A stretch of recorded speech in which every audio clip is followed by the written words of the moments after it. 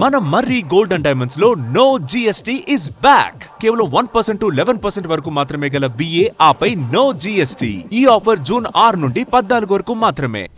కాంగ్రెస్ రాజ్యసభ అభ్యర్థి నామినేషన్ను EC తిరస్కరిస్తే SIT చోరీ అని కాంగ్రెస్ ఆరోపణలు తగవని ఎంపీ లక్ష్మణ్ మండిపడ్డారు. అంతర్గత కొట్లాట్ల వల్లే ఇదంతా జరిగినట్లు ఆరోపణలు ఉన్నాయన్నారు.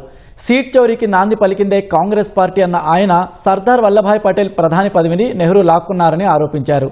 రాష్ట్రంలో ఎన్నికలు ఎప్పుడు జరిగినా కాషాయ జెండా ఎగురుతుందని ధీమా వ్యక్తం చేశారు. రాష్ట్రానికి కేంద్ర ప్రభుత్వం ఇచ్చిన నిధుల గురించి చర్చించేందుకు ముఖ్యమంత్రి ఎక్కడికి రమ్మన్నా వస్తామని సవాల్ విసిరారు.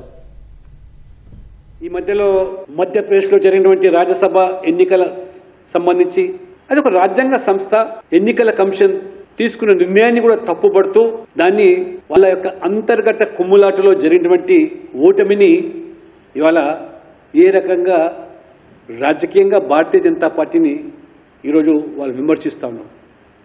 సీట్ చోరీ అనేటువంటి మాట మాట్లాడుతున్నారు. నిజంగా కాంగ్రెస్ నాయకులు, దేశ ప్రజలు ఒకసారి గమనించాలి. సీట్ చోరీకి నాంది పలికింది మొట్టమొదటగా ఆనాడు కాంగ్రెస్ పార్టీ నెహ్రూ అనే విషయాన్ని తెలుసుకోవాలి.